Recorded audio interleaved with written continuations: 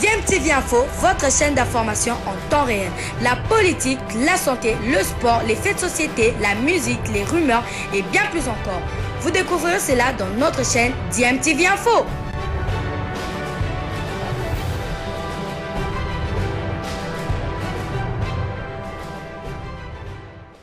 Vous êtes sur DMTV, bonjour ou bonsoir, tout dépend de l'heure à laquelle vous nous suivez. Tout plaisir est pour nous de vous retrouver, mais surtout de savoir que vous êtes nombreux en train de suivre votre chaîne YouTube DMTV. DMTV qui vous propose l'actualité, mais vous propose également des analyses et des réflexions sur des sujets d'actualité, sur des faits sociaux ou tout simplement des réalités que nous observons ici chez nous en République démocratique du Congo. En marge de la décision du chef de l'État en vue de lutter efficacement contre cette troisième vague de la maladie à Covid-19, vous le savez, le chef de l'État avait annoncé un certain nombre de mesures pour pouvoir lutter contre cette troisième vague avec ce variant indien qui est beaucoup plus virulent. Le gouverneur de la ville-province de Kinshasa a eu à prendre une décision également pour fixer les amendes en cas de non-respect de ces mesures par les Kinois. Et parmi ces décisions, en tout cas, il y a la décision de réduire le nombre des passagers dans les transports en commun à 50%. Et ce qui a rendu le transport difficile hier, notamment dans la ville-province de Kinshasa, les Kinois qui se sont déplacés quasiment à pied venant de l'est de la capitale allant vers l'ouest, c'était très compliqué. Et cette marche s'est transformée en une sorte de manifestation où les Kinois chantaient des chansons hostiles beaucoup plus au chef de l'État Félix Antoine Tshisekedi, alors que c'est Gentini Mbakangobila qui a pris des mesures impopulaires. En tout cas, les amendes fixées étaient exorbitant, mais surtout la réduction en tout cas du nombre de passagers à 50% a aussi rendu le transport encore beaucoup plus difficile. Alors sans mesure d'encadrement, cela ne pouvait se faire autrement. Alors nous apprenons que le gouverneur Gentini Ngobila a reculé face en tout cas à cette pression, face à la réalité. Finalement il a fini par reculer. Je vous propose de suivre ces quelques minutes d'analyse sur ces trains de mesures prises par le gouverneur de la ville-province de Kinshasa. Ensuite nous allons nous retrouver pour clôturer ce sujet. Je rappelle que vous êtes toujours en train de suivre votre chaîne YouTube DMTV. Si vous n'êtes pas encore abonné, n'hésitez pas, s'il vous plaît, abonnez-vous et n'oubliez pas d'activer la petite cloche de notification juste en cliquant sur celle que vous verrez apparaître dès que vous serez abonné, parce qu'elle va vous permettre de ne plus rien manquer des prochaines vidéos que nous allons vous proposer. Alors suivant cette analyse, nous nous retrouvons tout de suite après. Ngobila, il fait marche arrière, il a finalement peut-être, oui ou non, attendu la voie de la raison, il nous semble. J'ai honte à sa place. C'est un peu fort, mais c'est le terme qui vaut la peine d'être utilisé. J'ai honte à la place de Ngobila, parce que j'ai comme impression que les autorités congolaises, les autorités de la ville, de Kinshasa, prennent des décisions sans beaucoup réfléchir, et réfléchissent après lorsque les conséquences arrivent. Ah oui. Et là, c'est pas une bonne gestion. C'est l'image que ça donne. C'est l'image que ça donne. Et ce n'est pas une bonne gestion d'une entité. Il a fallu, au départ, étudier toutes les conséquences. Parce que le chef de l'État a donné des mesures. Il fallait un acte juridique pour les accompagner. Et c'est le patron de la ville ou les gouverneurs de province, à chaque niveau, que ce soit à l'intérieur ou ici, qui devait prendre un acte juridique, un arrêté, pour bien encadrer ces mesures-là. L'arrêté est sorti, on a vu beaucoup de choses, il a même ajouté d'autres, parce que le chef de l'État n'a pas parlé des bars. Parce qu'il faut faire la part des choses. Le chef de l'État a parlé des discothèques et des boîtes de nuit. Donc, il n'a pas parlé des bistrots, il n'a pas parlé des bars. C'est français. C'est pas un jeu de mots. Non, non, c'est pas un jeu de mots. Chaque concept a son contenu. A son contenu. Oui. Un bar n'est pas une boîte de nuit. Donc il faut faire la part. Nganda, terrasse, comme on a. Bon, mais le compte c'est quoi? Il a pris des mesures, il a fixé des amendes, sans parler d'abord des transports qui a posé des premières, mais au niveau des bars, les policiers qui arrivent, ils vous font mettre debout, mettez-vous debout, ils prennent des chaises. Est-ce que ce sont les chaises qui ont commis des infractions ou ce sont les individus qui sont... Parce que Ngobila même a bien déterminé. Un client qu'on surprend en train de boire dans un bar, lui paye 10 000 francs congolais. Les tenanciers du bar, lui, ça varie entre 100 000 et 1 million. C'est bien précis. Et la chaise vient faire quoi? Alors, la chaise vient faire quoi dans tout ça? Et lorsqu'on ravit même ces chaises-là, on n'établit pas un procédé verbal. Je me dis tout simplement que les tenanciers des bars sont ignorants de la loi. Les policiers qui viennent, qui prennent vos chaises, voyez là où ils s'amènent avec, allez porter plainte auprès de l'auditorat. L'auditorat n'attend que ça. Ah bon? Oui, l'auditorat n'attend que ça. Juger ces militaires-là qui se sont aussi mal comportés dans l'exécution des ordres. Vous ravissez des chaises. Il y en a même qui cassent des chaises. Ça s'appelle destruction méchante. Alors c'est aussi une infraction. Vous prenez mes chaises, tant mieux, je vous applaudis. Si vous n'avez pas établi un PV, je vais à l'auditorat, je porte plainte pour confiscation des biens d'autrui. Parce que les policiers, apparemment, vous savez aussi une chose, Serge. Mais est-ce que vous savez, Serge, moi je vous dis, moi je cause avec des policiers. Il y a des policiers qui ne sont même pas mécanisés, qui ne sont même pas payés par l'État. Ah oui, oui, oui. Vous le savez? Oui. Mais ces gens de policiers sont des bandits. Ce sont des délinquants. Certains. C'est comme des chauffeurs qui sont sur la voie publique, qui n'ont pas de permis. Mais ils sont là, ils portent des tenues, ils ne sont pas mécanisés, ils ne sont pas payés par l'État. Alors, ils sont qui dans la police? C'est parce qu'ils ont porté des tenues. Et c'est surtout ces genres de policiers qui commettent beaucoup de bavures. Et quand vous les amenez à l'auditorat, ils n'ont même pas de numéro matricule. Des numéros mécanos. Ils n'ont pas ça. Alors, ça c'est le premier aspect de la mesure d'Ingobila. Deuxième aspect, il a pris la décision, mais alors, il a été fait chanter par les transporteurs en commun. Vous n'avez pas de bus, votre transcrit ne fonctionne même plus. Les bus sont, bon, ça c'est une autre gestion de Kimbuta. L'argent dilapidé pour rien, des millions de dollars, à peu près 14 millions de dollars, lapidé comme ça, les résultats zéro. Parce que ces bus-là, c'est juste les membres des familles qui ont été recrutés, qui ont travaillé. Et ça produit quoi? Rien du tout. Dans combien d'années? Dans 4 bus, quand des véhicules achetés qui circulent 2, 3, 4 ans, et c'est fini. C'est pas ça la vie. Moi, tu connais ma voiture, non? Je l'ai achetée au Japon. C'était une voiture d'occasion. Mais elle a 10 ans. Elle fonctionne. Mais comment ces bus ici qu'on nous vend, acheter neuf, et ils ne font que 4 ans, et puis c'est fini la durée de vie? Alors, maintenant, le gouvernement provincial estime qu'on ne reste plus avec les 50%, parce que, semble-t-il, il y a eu des marques gagnées. Hein, parce que vous dites aux gens, aux terrasses, par exemple, de ne pas fonctionner, vous fermez, mais vous ne demandez pas aux terrasses de ne pas payer les taxes. Mais justement, quand on prend cette mesure, fermer une activité pendant 2 semaines. 2 semaines, 3 semaines. Et revoyez aussi les taxes. Ouais. Parce que les gens qui viennent récupérer les taxes ne savent pas qu'il y a Covid. Et vous dites que l'État doit fonctionner. Bon, c'est l'État qui doit fonctionner, mais les tenanciers de bas, eux ne peuvent pas fonctionner. Ils doivent mourir. Donc ils meurent, ils vous payent. Les transporteurs? Oui, les transports, ils ont fait chanter Mobilaye pour lui montrer que bon, votre décision ne vaut rien. Il a fait marche arrière. Il a pris un arrêté, mais maintenant la levée de la décision se passe par voie orale, c'est les GENA qui annoncent. C'est ridicule. Il n'a qu'à prendre les notes arrêtées. Il n'a qu'à prendre les notes. C'est un acte juridique qu'il a pris. Il doit prendre un acte qui annule les premiers. Mais pourquoi il le fait par voie orale? C'est ridicule. Donc, quand on prend une décision, il faut la mûrir. Il faut mûrir la décision. Est-ce qu'il n'y a pas eu de conseil des ministres, par exemple? Est-ce qu'il n'y a pas eu... Serge, on l'appelle... Pourquoi on s'entoure des conseillers? Moi, à moins que ces conseillers qui sont là, ne sont là que pour bouffer de l'argent de l'État. Des copains, peut-être? Non, les conseillers, quel est le rôle d'un conseiller? C'est-à-dire, le chef est limité. Le chef ne connaît pas tout. Il n'est pas savant dans tous les domaines. Ngobila n'est pas juridique, Ngobila n'est pas économiste, Ngobila n'est pas sportif, Ngobila n'est pas. C'est pourquoi il s'entoure des gens qui sont bien rodés, qui sont chevronnés, qui sont aguerris dans le secteur, dans chacun des secteurs. Bon, alors, quand vous prenez une telle décision, mais vous devez vous armer des arguments, des conséquences. Lorsque nous allons prendre, ça s'appelle le briefing. Vous réunissez vos gens, ils vous donnent des conseils par rapport à cette décision. Voilà ce qui va se produire. Mais vous vous réveillez le matin, désormais, pas de 100% dans un bus. Et maintenant? Et qu'est-ce que ça a changé? Parce qu'aujourd'hui, on prend à 100%. Porter le casque, je doute fort. Le casque, même quand on le porte, il a aussi des conséquences, Serge Kabo. Parce que quand nous respirons, nous prenons de l'oxygène. Et nous dégageons quoi? Nous dégageons les gaz carboniques. Et quand vous mettez votre masque pendant très longtemps, vous ne faites que respirer les gaz carboniques que vous avez dégagés. Tout ça, il faut étudier. Très bien. Merci beaucoup à Innocent Olenga qui passait en revue ces rétropédalages de Gentini Ngobila Mbaka. Lui aussi, il est très attendu au niveau de l'Assemblée provinciale dans cette question orale avec débat du député Moukeba Nkoso. Allez, le deuxième invité, vous allez enlever votre téléphone sur la table.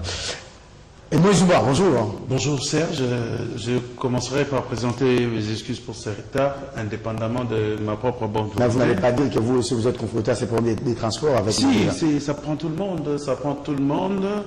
Alors, hier déjà c'était catastrophique pour une ville qui n'a pas assez de bus de l'État. Bon, même pour le privé c'était un peu compliqué. Mais il faudra aussi préciser que les agents des transports étaient en grève hier. Oui, les agents de transport. Certains de leurs collègues ont été malmenés par les agents de l'ordre. C'est trop dire un arrêt de travail. Ils ont, voilà, un arrêt de travail hier. Oui, donc c'est cette double réalité à laquelle la population a été confrontée hier. Mais ce qui est grave, c'est que j'ai comme l'impression que tout ce que nous parlons ici, les autorités ne le prennent pas au sérieux. Le pouvoir public. Ou soit nous sommes le moins sérieux, ou soit c'est santé qui sont le moins sérieux. Comment on peut prendre des décisions sans tenir compte de la réalité? D'abord, commençons par ça. Vous parlez comme si vous suivez innocent dans la voiture. Non, même pas. Ça veut dire qu'il y a ce qu'on appelle l'autopsie de la situation. Quand on voit le gouverneur réunir les gens, même les corps de la police, ainsi de suite, ils prennent 2 heures du temps. Ils font quoi à l'intérieur? Pendant cette réunion-là, ils discutent sur quoi? Non, mais on analyse quand même. Ce n'est pas la première fois que la ville soit confrontée à ce genre de réalité. Donc, il y a quand même des cas jurisprudentiels qui pouvaient orienter certaines décisions de la ville.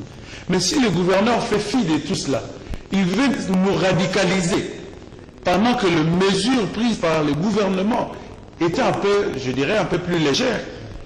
Le gouvernement veut nous amener dans un radicalisme qui n'a pas payé.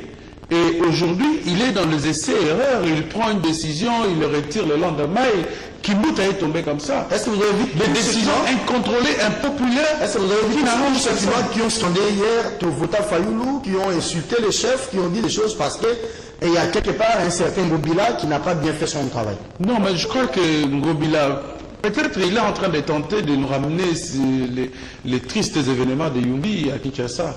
Mais cela n'arrivera pas. Cela n'aura pas lieu, monsieur le gouverneur. C'est très simple. On vous dit, monsieur le gouverneur, ne faites pas ça. Nous passons dans des émissions, nous analysons. Mais le seul endroit où on n'analyse pas, c'est votre cabinet. Ce n'est pas normal. Vous avez un conseiller en communication, vous avez des ministres provinciaux. Leur rôle, c'est quoi?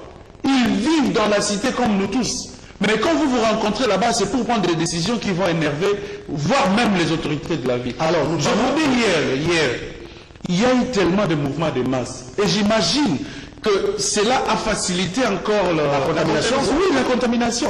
Cela ne pouvait que faciliter la contamination. J'ai vu des gens un peu, c'est pas bien, chers Congolais, chers Kinoises. Ils ont jeté des masques, ils s'attaquaient même à ceux qui portaient des masques. Non, mais imaginez quelqu'un quitte le Kinshasa Nyasuka. Jusqu'au grand marché. Jusqu'au grand marché. Au centre-ville. Il va quitter à quelle heure pour rejoindre sa maison? Et j'apprends par hasard, quand j'ai retourné, on me dit que, vu la situation qui prévalait dans la ville, le général Kassongo avait repoussé le couvre-feu jusqu'à minuit 30. L'information n'a pas circulé. C'est des rumeurs. Vous passez, non, ça, en tout cas, ce n'est pas des rumeurs parce que j'ai passé au moins 5 barrières pendant que j'ai retourné chez moi à la maison en venant de la rédaction. J'ai tenté d'avoir le général ce matin. C'était des barrières ouvertes. Oui. Mais arrivé à certains postes, non. Il y a même un inspecteur de la police, pendant qu'on discutait, il est venu. Et un AC là, adjudant-chef, qui n'avait pas l'information, aussitôt informé, non, il engage même une discussion avec l'inspecteur de la police. Alors, bon, en fait, ce qui est là, c'est qu'il faut aider. En fait, je peux même dire aujourd'hui, on dit toujours que nos policiers ne sont pas professionnels. Mais des fois, au-delà du manque de professionnalisme, il y a le manque suffisant d'informations. Très bien. Alors, il faut faire couler les informations, il faut le faire passer, il faut le faire parvenir aux subalternes pour aider la population. Parce que là, on est en train de vivre comme si nous étions dans un mouroir, dans une république en sens unique, on vous dit des choses comme ça. Non, nous ne sommes pas des esclaves de Gentilly. Nous ne sommes pas des esclaves de Gentilly. Nous sommes des citoyens qui savent comprendre et analyser les choses. C'est pas comme vous êtes gouverneur, c'est vous. Vous prenez les gens, vous le mettez dans une sorte de bouteille et vous commencez à les orienter comme des moustiques. Non, nous ne sommes pas des moustiques. C'est un confinement qui ne dit pas son nom. Alors, Edmond, vous préparez, on fait l'autopsie des sur-mesures, barrières renforcées. Aujourd'hui, il y a quand même un rétropédalage. On dit qu'il n'y a plus question de 50% dans les taxis et taxibus. C'est-à-dire qu'il y a l'économie quelque part qui a souffert. Mais analysez aussi, dans votre dernière intervention sur la question, le dérapage que nous avons constaté de la part des éléments de la police qui viennent, qui ravissent des chaises, qui ravissent des tables. Est-ce que dans l'arrêté des mobiliers, il a dit que quand vous arrivez, il y a une terrasse, vous prenez les chaises, vous cassez des tables. Je vais dans l'arrêté. Attendez, je vais revenir à vous. Il nous semble faut susciter là. Oui, Serge, vous avez évoqué un aspect là, vous avez dit il y a des gens qui ont levé des masques, qui ont crié, qui ont injurié même le président Félix Tshisekedi. Mais il n'y a pas très longtemps, Serge Kabon, c'était le 28 mai. Dernier, nous avons écrit un article, le Scoop RDC a écrit un article pour dire tout simplement que la répression de manifestations à Kinshasa, Ngobila fait les lits des ONG. Je pense que vous avez lu cet article en défaveur des Fatih. Imaginez-vous les gens de l'UNC qui sont dans leur enceinte, dans leur parcelle, parce qu'ils veulent réclamer la libération de leurs leaders.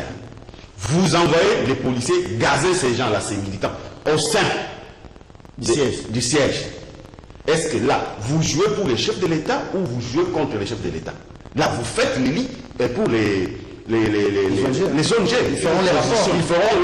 Ils ne verront pas Ngobila, ils verront la démocratie. Donc, cet aspect, il ne faut pas, s'il vous plaît, c'est ce qu'il fait encore avec les Covid. Là où les Covid, bon, c'est selon. Les Français disent le Covid, nous ne sommes pas Français, nous sommes camponnés sur la Covid. Ça, c'est notre débat. Bon, Serge Kabon, vous interdisez les attroupements. Hier, vous en avez vu, voilà, dans les arrêts de bus, les gens qui étaient confinés, c'est confiné parce qu'ils attendaient les bus ne venaient pas, les taxis ne venaient pas. Et les gens là étaient dans des attroupements dépassant 20 personnes. Non, ils ont même, ils ont paradé de Djili jusqu'au grand marché. À ce moment-là, la police n'est pas intervenue pour les disperser. Mais à ce moment-là, vous avez lutté contre la contamination des Covid ou vous l'avez accentuée. Donc il faut ça. Il faut prendre des mesures en étudiant les conséquences. Il ne faut pas aller à la vite fait. Merci beaucoup. C'est un défaut de gouvernance. Merci beaucoup. Edmond Zouba, est-ce que dans vos quartiers, dans vos communes, vous remarquez aussi ces dérapages des agents de l'ordre qui viennent, qui cassent les terrasses, qui cassent les chaises, qui ravissent même de baffles, je ne suis pas d'accord pour que les gens vendent dans des conditions qui ne sont pas autorisées, mais est-ce qu'il est dit dans l'exécution de l'arrêté qu'il faut venir ravir de baffles, casser des chaises, ou bien on nous dit, telle personne, telle terrasse, l'amende c'est autant, et à payer auprès des services habilités? Moi je pense que ce sont des ailes. Je voulais d'abord revenir sur cette histoire de masques, 100% de bus et tout ça. On nous a dit que ces masques ici, que nous portons, nous tous, empêchent la contamination. Bon, nous les avons déjà. Pourquoi encore prendre des mesures extrêmes si seulement ce masque ici empêchait la contamination? Non, mais soyons clairs. Soit vous nous dites clairement d'enlever nos masques, soit vous nous demandez de porter les masques. Comme ça, on sait, soit nous respectons les mesures, soit nous respectons les mesures universelles arrêtées par l'OMS.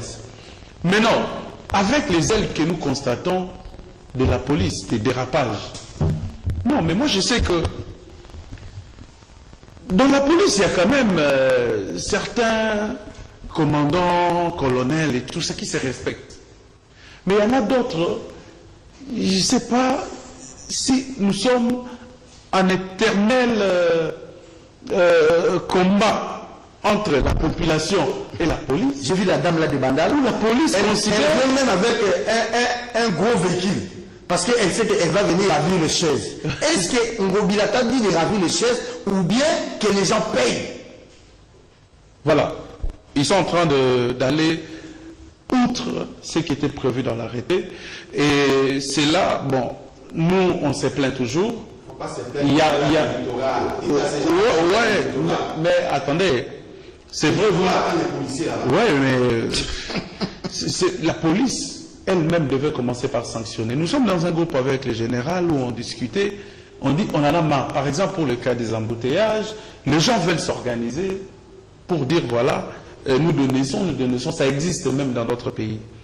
Mais cela amène dans des discussions comme si la population était devenue ennemie de la police. Est-ce que ce n'est pas les mesures du président de la République, renforcées par l'arrêté de Ngobila, qui jette maintenant la population entre les mains de certains éléments de la police virée? On dirait que Félix, le président, il dit de bonnes choses. Ngobila, semble-t-il, donne l'image de faire mieux pour protéger la vie de nous, Quinoises et Quinois. Mais maintenant, l'encadrement pose problème du point de vue de la police. C'est-à-dire nous devenons comme l'agneau qui est jeté dans la gueule du loup. Absolument. Mais quand on prend des décisions, même quand des mesures d'accompagnement, on envoie les policiers et tout ça, on tient compte aussi de beaucoup de paramètres. Il y a les paramètres socio-économiques qui n'est pas à rejeter. On vit de quoi, nous? Les Congolais, les Quinois vivent de quoi? Quel est le PIB de chaque citoyen? Et quand vous interdisez à quelqu'un, par exemple, de vendre, quand vous interdisez, comment il va survivre? Il dit s'il ne meurt pas de Covid, il mourra de faim. Non, c'est tant mieux. Tant mieux, Serge. Parce que Ngobila ne peut pas nous donner l'impression qu'il est en train de nous protéger. Entre-temps, eux-mêmes, ils font des meetings chez l'État. Chaque soir, ils reçoivent des gens plus de 20. Est-ce que l'État peut dire aux bailleurs et aux bailleuses, des tenanciers des bars d'Inganda, que comme pendant 2 semaines, les bars ne vont plus vendre, il faut diminuer maintenant les loyers à moitié? Mais on va diminuer avec quelle vente? Vous savez, les gens là... Non, mais si on dit par mois, vous avez 2 semaines de fermeture, si vous payez le loyer de 100 $, pour des terrasses, alors que l'État dise aussi aux bailleurs et aux bailleresses que comment on dit, leurs clients ne payent pas la totalité du mois. Leurs locataires. Leurs locataires. Non, moi je pense qu'on doit même rien demander à ces gens-là. Parce qu'en principe, leur vente commence à quelle heure? Quand est-ce qu'il y a l'affluence dans des terrasses? C'est à quelle heure? Quand est-ce que les Congolais terminent leur boulot? Quand est-ce que les gens cherchent là où suivre le match paisiblement? Non. Nous sommes d'accord qu'il y a effectivement Covid, mais il ne faut pas appliquer cette théorie de 2 poids 2 mesures. Chez vous, à la maison, vous organisez même des manifestations. Quand il s'agit d'un général, quand il s'agit lui-même du président de la République, quand il s'agit des partis politiques de pouvoir, quand ils organisent leurs manifestations, quand ils organisent même leur parlement debout, non, il ne faut pas qu'on joue à la complaisance. Mais ce que je n'ai pas compris, pour terminer, comment tous ces gens qui ont battu le pavé hier, de Ndjili, de Massina, jusqu'à passer par Limité, il y a des postes de police. Comment la police a laissé ces gens-là parader et sans les disperser? Non, mais la police, là, d'abord, elle se compte par nombre de combien? Elle devait faire quoi? Non. La pauvre police devait faire quoi? Les gens sont privés de transport, ils marchent à pied et ils sont dans une sorte d'attroupement. Vous allez faire quoi? Vous les laissez passer? S'ils vont se contaminer, qu'ils se contaminent. C'est une autre chose. Moi, je pense qu'il faut bien analyser les choses. Autant qu'on a laissé fonctionner on ne plaide pas pour les bars et consorts, mais parce que ça aide aussi les gens à se divertir, à se défouler, à se déstresser. Autant qu'on a laissé fonctionner les restaurants, donc ce sont des unités de production pour les familles. On peut aussi demander que les bars respectent la distanciation sociale. Donc, au lieu que vous mettiez à une table, mettez-vous à 1 mètre chacun, par exemple, chacun, et vous ne mettez pas de table, mettez des leviers, les systèmes de leviers comme on l'appelait. On a vécu ça autrefois. Merci. Parce que là, quand vous nous pouvez de vendre ça, vous nous tuez. Oui, et quand vous entrez dans un restaurant, vous devez d'abord commencer par consommer, manger, avant de... Mais vous savez que moi j'ai fait la ronde avant-hier et hier, dans des restaurants, les gens mangent moins que du bois, les gens boivent plus que manger aujourd'hui. Mais on a que ça à faire. Alors sinon nous plaidons pour que ces mesures soient respectées, soient assouplies. Mais que certains éléments, je ne parle pas de tous ces éléments. J'ai eu le général, il y a des bons éléments. J'ai eu le général Kassongo au téléphone, il n'a pas décroché, c'est son passé qui a décroché, pour m'expliquer un peu les choses. Lui-même, il disait, monsieur, appelle le gouverneur. J'ai dit, mais non, la ville est gérée par le gouverneur, mais l'exécution, c'est la police qui fait tout ce travail-là. Aujourd'hui, on décrit le comportement de la police, parce qu'il y a certains éléments avérés. Déjà, quand ils viennent avec un bus. Est-ce qu'on vous a dit dans la réalité? C'est déjà prémédité. Et voilà, c'est prémédité. Est-ce que vous avez dit quand vous venez surprendre les gens dans une terrasse, vous prenez les chaises? Vous allez en faire quoi? Ce sont les chefs. Il laisse même les clients qui doivent payer les demandes, voilà. mais ils préfèrent prendre des chaises. Et des baffles. Et c'est l'extorsion. Quand vous faites 10 jours, vous allez là-bas, vous ne retrouvez plus vos chaises. Elles sont déjà...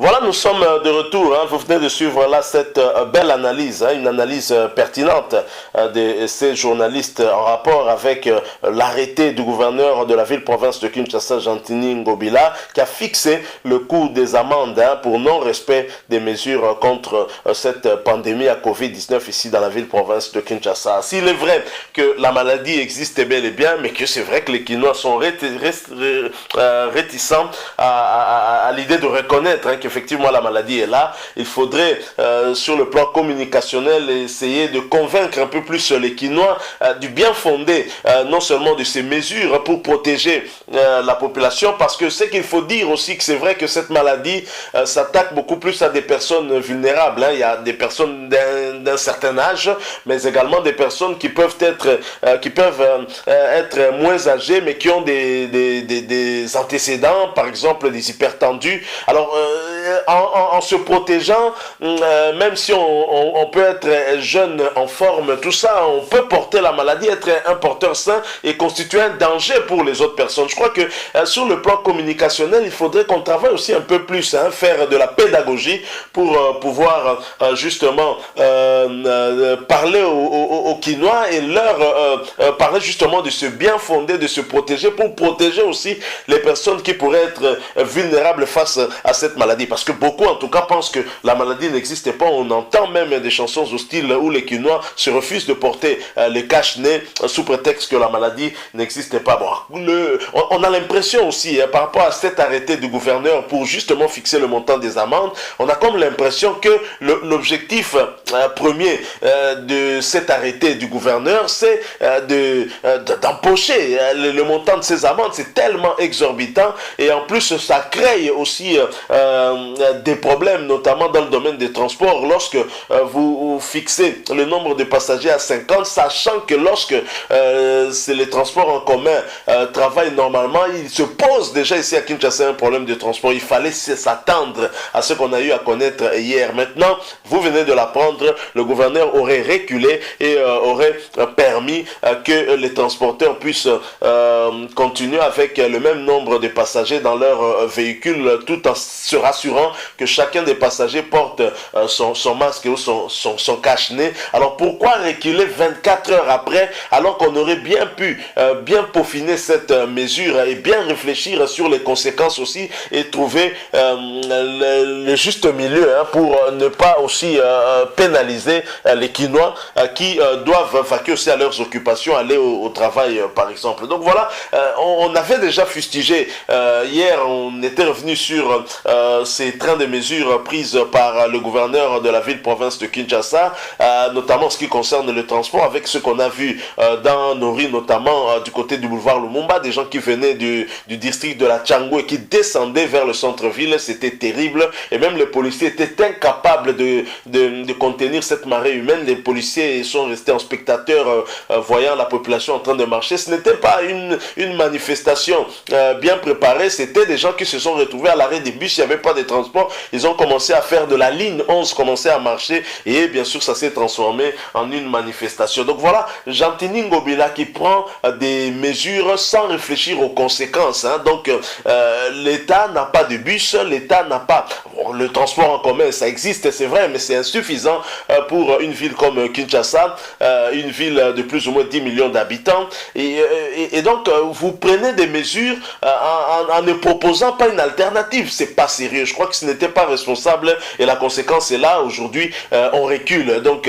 comme on dit toujours, gouverner, c'est prévoir. Et malheureusement, au niveau de la ville-province de Kinshasa, on n'avait pas fait de cet adage-là, en tout cas, leur l'heure. Donc voilà, ça a posé bien évidemment des problèmes. Alors autre chose, le gouverneur a signé son arrêté fixant les amendes en cas de non-respect des mesures barrières, mais on constate des policiers qui s'amènent avec, je ne sais pas moi, des chariots, qui s'amènent même avec un minibus pour commencer à ravir les biens de certains tenanciers des bars, tout ça, alors que dans l'arrêté, c'est pas prévu. La seule sanction prévue en cas de non-respect des mesures, c'est une amende, et cette amende-là est aussi salée à faire payer justement aux responsables. Mais pourquoi la police vient commencer à ravir des biens qui sont des biens privés alors que l'arrêté ne prévoit pas la confiscation de ces biens? Je crois qu'il y a des dérapages. Voilà pourquoi nous parlons justement des mesures d'accompagnement qui doivent accompagner cet arrêté du gouverneur Gentini Ngobila. Donc ici, c'est facile d'annoncer des mesures, mais maintenant pour les accompagner, ça a toujours été un problème. Voilà, des conséquences sont là, il y a des dérapages par-ci, par-là, et c'est malheureux qu'on puisse les constater. Donc voilà ce que nous avons voulu partager avec vous. Nous espérons que ce sujet aura retenu votre attention. Du moins, si il vous a plu, laissez-nous un maximum de j'aime, likez donc cette vidéo. Merci de partager avec nous aussi votre point de vue sur ce sujet, et surtout abonnez-vous à votre chaîne DMTV si vous êtes nouveau ou ancien mais que vous ne vous êtes pas encore abonné. N'oubliez pas d'activer la notification en cliquant sur la petite cloche que vous verrez apparaître dès que vous serez abonné, parce qu'elle vous permettra de ne plus rien manquer des prochaines vidéos que nous allons vous proposer. Encore une fois, merci à vous, et nous espérons vous retrouver très bientôt avec un autre sujet d'actualité. En attendant, portez-vous bien, et DMTV vous dit au revoir.